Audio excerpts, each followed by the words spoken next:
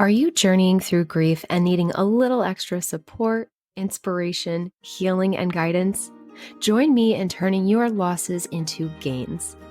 Hi, my friend. I'm Tara Accardo, creator of the Losses Become Gains online community, blog, and now podcast. I'm an only child who lost both parents to cancer within 6 months of each other, followed by my sweet fur baby soon after. After all of this, I knew I was meant to do more with what I had been through. And now, that means supporting and empowering grievers just like you. I'm a wife, friend, grieving daughter, writer, course creator, loss advocate turned grief coach, and I'm here to support you and move you through your grief. I want for you to feel like I'm your friend in the grief space and know that whatever you're going through, there's someone out there who just gets it. Few topics are off limits here because grief and loss don't hold back either. We'll get into the nitty-gritty of what all of this means for you, some coping tools, lifestyle topics, and impactful mindset shifts to take you from just surviving to thriving after loss. So grab a cup of your favorite beverage, get comfortable, and show up with an open heart and mind. I'm so glad you're here. All right, guys, I am so looking forward to sharing today's episode with you. If you've been following the podcast for a little while now, you might have heard me mention Welkin Memorials a time or two. And I'm thrilled to share that Welkin's founder, Kate Anderson, is here joining us today to talk about all things finding gains from your losses and how she came to create truly the most beautiful urns you will ever see in your life. She has some really amazing insights on grief and loss and how to cope with this, especially after going through her own journey of losing her dad 2 weeks before she turned 22. And to say she is the epitome of turning losses into gains is an understatement. For that and so many other reasons, I just had to have her on the podcast, and I'm so grateful that she agreed to chat with us. Don't forget, there is a really special offer waiting for you at the end of this episode.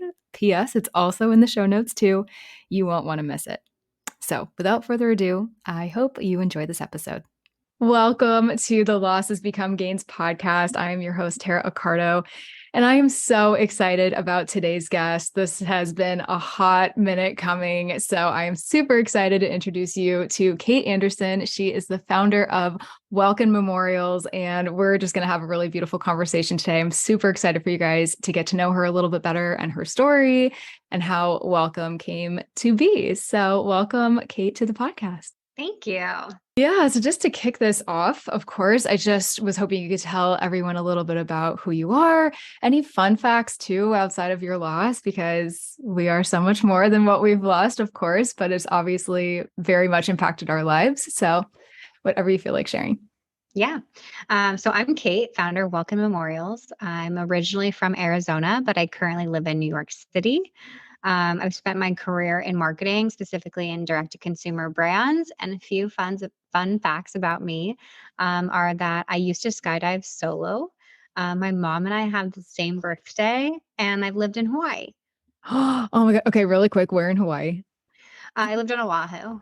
Oh, Wahoo. Oh my gosh, so beautiful. My husband and I are going there for the very first time in August. It's like now June of 2023. So we're going there in a couple months. I'm so excited. Amazing. So great. What island are you going to? Beautiful. Maui. Nice. Yeah. Yeah. So excited. So tell us a little bit about your journey of loss and grief. This is really, I mentioned a little bit of this in our intro, but this is really how you and I kind of came to find each other through the Instagram gods, that be, but also just our stories. We just really connected over this, and you have definitely seen your share of grief and loss as well. So whatever you're comfortable sharing, just so people can kind of get to know your story. Yeah. So my story of loss and grief is really the founding story of Welkin. So I figured I would share that, but it's also really why I was drawn to you is because Welkin is essentially my gain following my loss. Yes. Um, yeah. And so my dad passed away suddenly a week before my 22nd birthday, and I was left as the next of kin to navigate the world of funeral planning on my own. And I wanted to create a celebration of life, preferably outdoors, and find an urn that reflected both my dad and my own aesthetic. But instead, I was upsold, nickel and dimed, and pressured into choosing the outdated options that they offered within the funeral home. And because of a too short timeline, the need to plan a funeral within a week or so of his passing, I Mhm. was forced between, the traditional options. It wasn't outside, it was indoors. Oh, And the urn that I chose was like a metal urn that had like ducks etched across it. oh my It gosh. he was outdoorsy, but I don't know that that reflected either of our aesthetics. Yeah. So I knew I wanted to change that experience, but I didn't know exactly how quite yet. But I wanted essentially the future me's of the world to have a better experience. And so I kind of just sat on that. And then fast forward a couple of years, I was a product developer at a digitally native direct to consumer brand. And that's when it came to me. I was reading a book, and everyone always says to, start with what you know. And I knew product development and the direct to consumer space. So I was going to design an urn, one that I would want in my Yeah. home to showcase, my dad's memory. And so I looked around my studio apartment at the time and figured like, what where what would I want it to look like that way it aligned with my aesthetic, um, and my dad's memory, and be something that when I have guests over in my home, it's not necessarily like an eyesore. I wanted to be able to have Mm. my friends over for cocktails, family Yeah. over for dinner, and it not be, this Like, there's the sad. head. Like, Yeah. there's the urn. Like the Like, meet the Fokker scene, I really didn't want that to happen. oh my Um God. And so that's what brought me to founding Welkin. And I wanted to make the tough times even a little bit easier through our Mm. fast shipping and our flexible returns, just in case you decide you don't like it, and unlimited warranty in case anything happens. So I think creating something through my grief allowed me to create a channel to memorialize him and celebrate Mhm. my father. He was an entrepreneur himself and kind of That's made me want awesome. it at a young age. He had some small businesses, and he encouraged me to use my allowance money to save up and get and buy some gumball machines. And I put the gumball That's machines in his awesome. store, and he'd give me all the profits, but I had to count all the money and bring it to the bank and then save it. And then eventually I could buy another gumball machine and put it in and kind of, go that route. And so I think that that being said, he'd be incredibly proud of what I built, and like Yeah. that in and of itself brings me joy within the business. So it's my gain from the loss. Wow. Oh my gosh.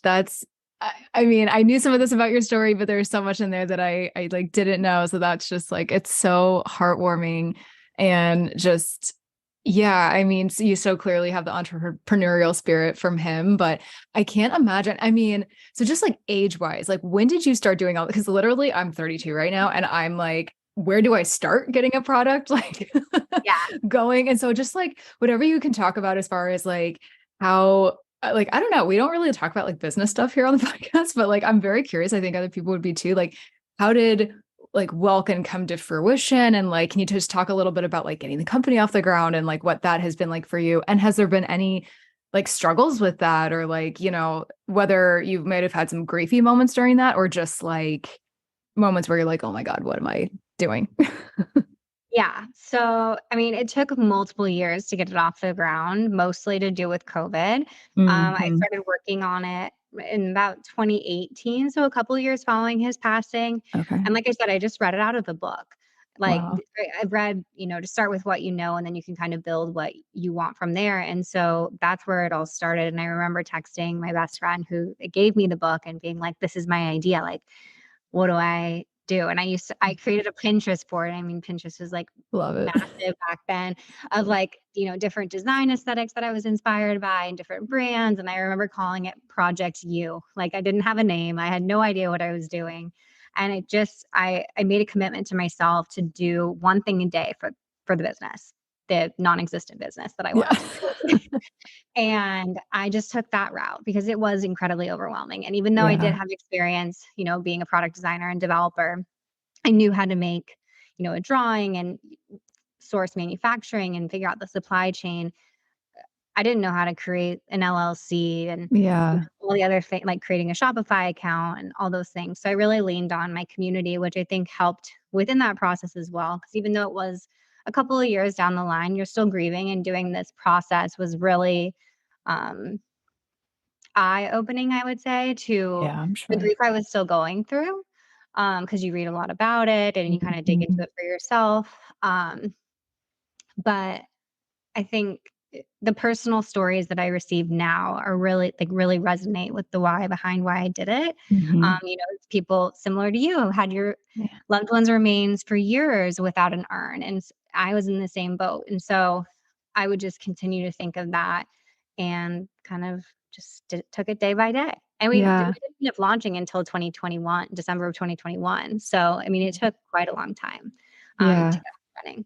Yeah. And I think the hardest part now, after having gotten everything off the ground, is really raising brand awareness within the industry Mhm. because people don't think to plan ahead and they don't want Yeah. to talk about it. But then that's when you're like confined to the traditional options and you're kept inside the box because you do have Mhm. a too short timeline. Whereas if you start to plan ahead and, talk to your family members and hear what what their wishes are and what your wishes are, then you can start to kind of, pre-plan. And Yeah. we've written a blog about how choosing an urn is a gift for your loved one and for yourself because you get to like Absolutely. be a part of that process and also alleviate one of the steps because there Yeah. are a laundry list of to-dos. Entirely too many. Yeah. I think it's so beautiful what you said. I mean, you were like talking about it in the context of your business as far as like day at a time, step at a time, just one thing. But I think that is so impactful. And I just like, if anybody walks away with anything today, like that is with business, with grief, I mean, with so many parts of our life, right? Like if there's anybody listening here that are in like the very early stages, and you're like, I can barely even get out of bed right now. Like I can barely, take my dog out. Like we've been there. Like, and I always want to like preface these conversations by saying that even though we've found some gains and we're doing okay, relatively speaking now, like first of all, don't always see the behind the scenes stuff, but also, it took a lot of days of just one step at a time. So I just think that's such a powerful message. And just the way that you've obviously embodied that is like amazing. The other question I had, because truly, like when I first saw these urns on the website, I was like, please give me all of them. But when you like unbox them and when you like put them in your house and whatever, I mean, I can't express like the quality that these urns have and like truly the fact that like, and I'm not trying to poke fun. It's like they literally look like a vase. Like you would never know. And I just love that so much. And for anybody here who doesn't know my story, I won't go totally into it right now, but like I'm 3.5 years out from having lost both my mom and my dad. And they are still, or were still in the boxes that they came in because I was like, I will not spend money on an urn I don't like. And I always felt guilty about that, by the way. Like, I don't know if you can relate to that or if like anybody else, but like my dad and I certainly felt pressure immediately. And even when my dad was alive and we were picking one out for her, like, he was like, first of all, he was like beside himself. So he couldn't even choose anything anyway. But we were both like, just what? And they were super expensive and all the things that your core values are that you want to avoid having to Yeah. put on people. And so just to come back to the quality for a moment, like, how did you know immediately that you want to do ceramic? Did you have colors in mind? Like, did you kind of know that you wanted to be able to put greenery in them, which I also think is like so genius and kind of like not only just makes the urn look beautiful, but like really keeps them alive, so to speak. And I love that you can swap it all out. So I'm just curious, like, as far as the design goes, because truly, like, anyone listening, if you have not seen these urns yet, like, I'll put everything in the show notes, of course, but like, please go to her website and look at them because it's like mind blowing that I don't know. I can't get over it, but Well, like, did thank you you always so kind much. of, yeah, I really mean all of this so from the bottom of my heart, but yeah, anyway, back to the design. Did you know that you kind of wanted it to look that way or like what sort of sparked that inspiration? I mean, it was during the time where everybody was really focusing on making things with a function and Mm-hmm. like aesthetically pleasing. Yeah. I worked for a mattress company and we cared an awful lot about what the cover looked like, what the zipper experience was like, what the tag was like. And so I thought, and people were starting to care about knife sets and cutting boards and all Mm-hmm. sorts of things that are the primary purpose is a function, but they're making it like an aesthetic Like design really as pretty. well. Yeah. Yeah. And so that was something I, considered and I thought about, okay, so how can I create something that can live in your everyday? Like Mm-hmm. what is something that you would want on your bookshelf? Um, Specifically, I don't know if you can see that bookshelf behind me. I don't have an Hmm. urn up there at the moment, but like I wanted something to be able to fit on that bookshelf, because that was like the only piece of furniture I really had in my studio, Love it. and like fit in with the rest. Yeah. So what was Yeah. something that could go on there? And I didn't want to just create a box and sell it as an urn. Right. I wanted to, have two separate compartments where you put the remains in one part and the other part functions as something else. And Mhm. so I came across the idea of a vase. And I really liked that idea with being able to incorporate the florals, whether they're dried Yeah. or real, and the opportunity to switch them out seasonally or, with how you're feeling at that time. Mhm. And or even just like simply I went to the farmers market last weekend and they had this beautiful dried floral arrangement company there. And I was able to select out, one of the dried floral arrangements and come home and switch out the florals in the urn. And like, I just think Okay. that there's something so beautiful about that. Yeah. And, you can use it as a seasonal change or to reflect your Mhm. loved one or, to reflect your mood. And it makes it something that is an evergreen experience and you can Yes. continue to use it over and over again. And also it feels completely different. Like without the Mhm. dried florals in it, it feels like a very modern and sleek piece of ceramic. Absolutely. But then with the florals, it really feels like a vase and it's very welcoming and it's a centerpiece on your table and those kinds of things. So Yeah. that was really what I considered. And it was really important to me that the two components were separate, that I wasn't just, producing a vase and advertising it as an urn. Or like yet another urn or yet another. Yeah. It's like that kind of defeats the whole purpose. Like there's enough of that out there. So like what, how Yeah. can you differentiate? Yeah. The function that's so smart. And it's just, I think it's such an overlooked like aspect of this, I don't know, death industry, for lack of a better term. So I think that's so amazing. And I love the fact that it's so like, I'm not going to say customizable, but personalizable, if that's a word, based Yeah. on us or our loved one. And we can pay an homage to them however we're seeing fit. And, again, having two dead parents, I could always like really make my mom's hers and make my dad's his. But even outside of any of the greenery or florals or anything you put in there, like, yeah, just to echo your point, like they're so classic, so timeless, so elegant, and just literally can go in any space, which is just, I mean, what more do you want? Yeah. So yeah, that's amazing. So what have you enjoyed most about creating these urns and forming Welkin, or like, are there any moments that you are like especially proud of? Yeah. I think I'm especially proud of what I've created when I receive, reviews or even just customers emailing me to tell me that they have that the Welkin urn is like what they've chose to put their loved one in. And they've had that their remains for an exceptionally long time and they've never found anything that felt like memorialize them in an appropriate way. And our urn changed that for them. I think those stories like really resonate with me the most. Yeah. And I just love to see personally how everyone I call it like stylizing the urn. So whether you put the Mhm. florals in it or like I've had some people drape jewelry over the neck of the vase of Oh, their that's a loved good one idea. Oh my or God. place it with like some old vintage photos kind of around the urn. Yeah. Things like that I just think are, super creative and really why I got into producing Welkin urns to begin with. Yeah. Um, and then another thing I'm really proud of is this year we've been focusing a lot on partnerships, so connecting with other brands within the space like yourself, Mhm. because that was another thing I really wanted to do. That it's not the business model, but I really wanted whether someone went to my site or your site or another brand within the quote unquote death industry. Um, that they had all the resources that they need, because Yeah. that's, I think, one of the hardest parts of going through, um, this time is not knowing everything Yeah. that needs to be done and trying to navigate it like as it comes up, because oftentimes it's too late for a lot of the resources. Yeah. And so knowing, as soon as you can, everything that you need to do and the ways to do Mhm. it. So that was really important to me, was creating the resources. So that way, wherever they go first, they have everything that they need. And even taking that as far as we've started writing blogs about, text to send your friend who's grieving and Yeah. gifts to send your friend who's grieving and, different guides like that, florals to send, to someone's funeral or memorial service.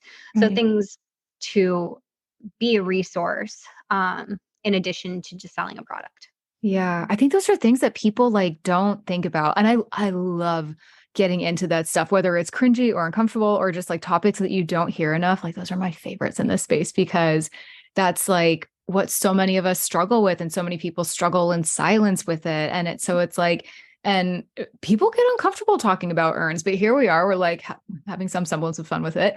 And like it doesn't have to be, I mean, listen, it is a sad thing, of course, but like that's the whole premise of losses become gains too. And like what you've created is like there can be some semblance of beauty that comes from it too. And these are all just these little ways that we can honor our loved ones. And there's no like right or wrong way to do it. And there's no, you know, like it knows no bounds. And an urn is a perfect example of that. And I think people are so, that is so personal. That is such a big deal. So when I'm sure when you get these like reviews, like that really means something to somebody. If they're like, this is like the quote unquote final resting place of my loved one, like, yeah, we don't have like a place to bury them, but like for anybody who, is going to a grave to be able to visit them, like this is just, I'm sitting in our living room wherever. So it is a big deal, but it's, yeah, it's just such a beautiful way to commemorate their memory. So just to kind of bring it back to the grief and loss space for a moment and a little bit back to your story, just in all of your years going through life without your dad and or any other losses that you might have gone through, what is something about your journey with loss that you found to be maybe the most difficult or like something you maybe like weren't warned enough about and just like talk about a little bit about why that is? Yeah. So I would say there are like two things that really stand out in my mind when I think about that. The first is what I kind of just talked about. I was shocked about how much there was to do. Yeah. Like you just don't think about it Right. and nobody wants to think about it. But then when you are the next of kin, you have a laundry list of to-dos. And Mhm. like you mentioned earlier, a too short timeline. And it just feels impossible to do everything that you need to do during your time of grief. And then you almost push your grief to the side. And then you do this, um, all the duties for everybody else, it feels like. Yeah. And Yeah. then once you do that, it's like, okay, now what? Like Right. now it feels so far gone that it's Mhm. hard to process your grief. And you've kind of started moving on to the day to day, but like it's still there. And so it's incredibly hard for that person to kind of navigate.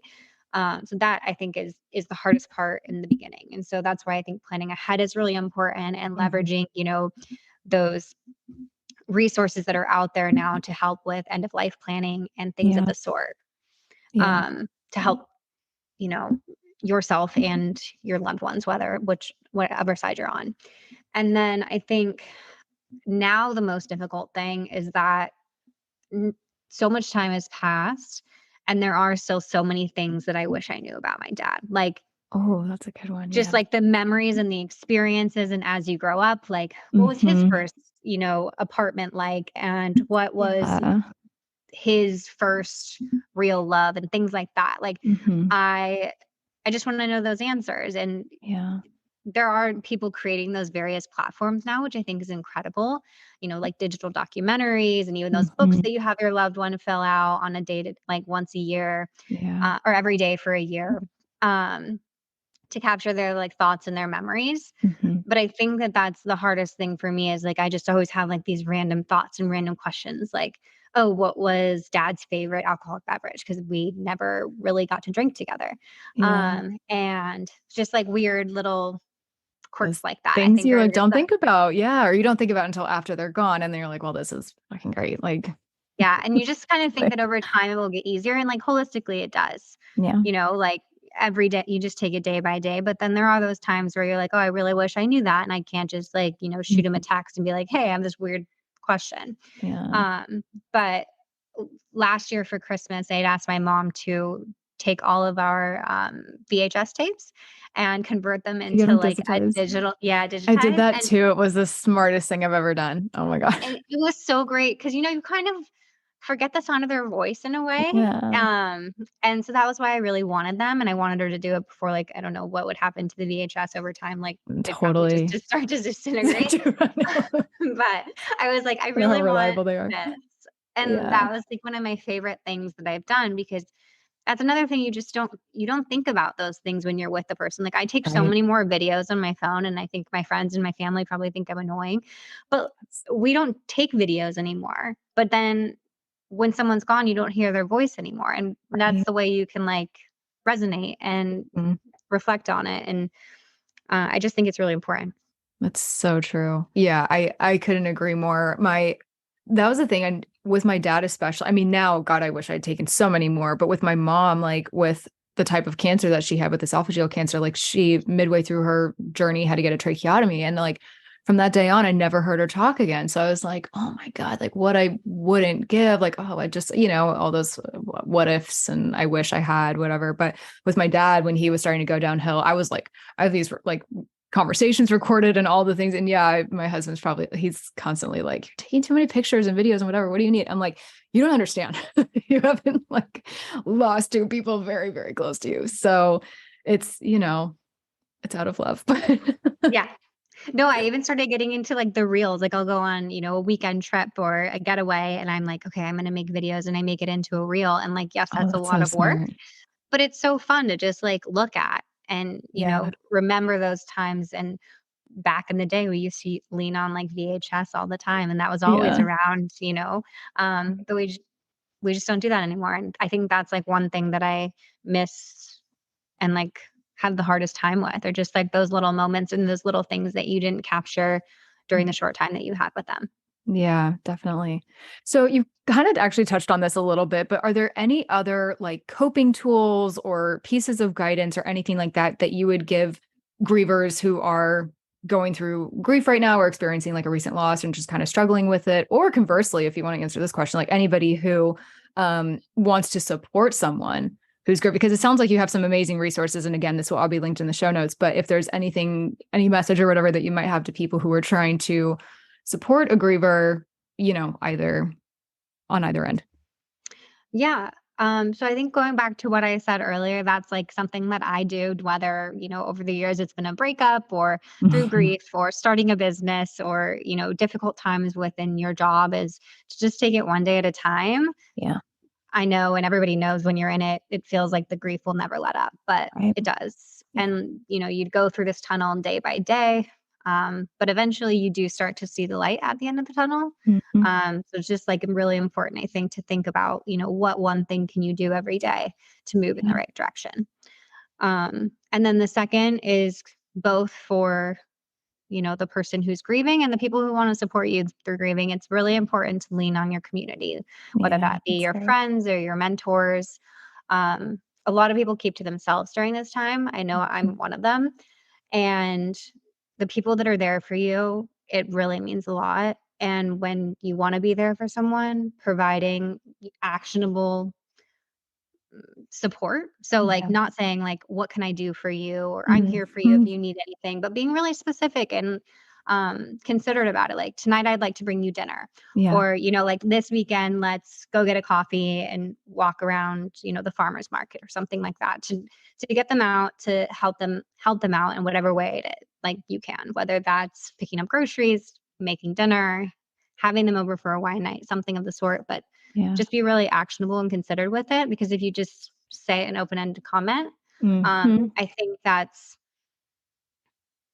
probably not going to lean into that. It's unlike, yeah, exactly. Well, I think too, like the thing with grief and like, especially like early, like acute grief is like, and this is actually to go back to what you're saying, which is perfect segue actually, as far as, in the early stages where there's a very short timeline, there's this laundry list of things you didn't even know were on there. Getting an urn is one of them, and all of these things. And you're not in a good mental space to make decisions, yet you have to. So for friends or family to then, I don't think maliciously pile on, but like if they're just like, oh yeah, you let me know, like kind of come to me when you're ready. Like I completely understand why people did that. And I think I probably was one of those people like back in the day before I had anything traumatic happen to me. But I love that idea of taking action and kind of almost giving them like a yes or no thing. Like because it kind of puts it back on them as just to be like, yep, I'm feeling this. Okay, I think I'm okay to go get a coffee. Yes, that's okay. Or, Yeah. you know what? No, I'm really not feeling it. Not like oh, get back to me whenever you're ready. And they're just like, I can barely make it to the mailbox right now. Okay. Like I can't even tell you when I'm going to be able to text you. So just sort of taking that pressure off because it's like the last thing that a griever needs for sure. Totally. And Yeah. sometimes you can just be as supportive as you would to someone like during a breakup. Because I feel like Yeah. Great those point. I mean, two that's a things, loss. Sure. the support that you need during both of those times is pretty similar. Like Yeah. you just want someone to, take you out of that state and kind of remind you of like the normalcy that you used to Yeah. experience. And so, and people are so much more willing, post breakup to Yes. text you and invite you out. And it's not as, Like, and maybe intimidating taboo. almost. Yeah. Yeah. Yeah. Yeah. To It's like, like, and so just thinking of it in that form, like, what would you say to someone then? Because that mhm. pretty much translates, I would say, for the most part. That's how you can support someone is really just showing up and providing just the bare necessities of Absolutely. entertainment and Yeah. companionship.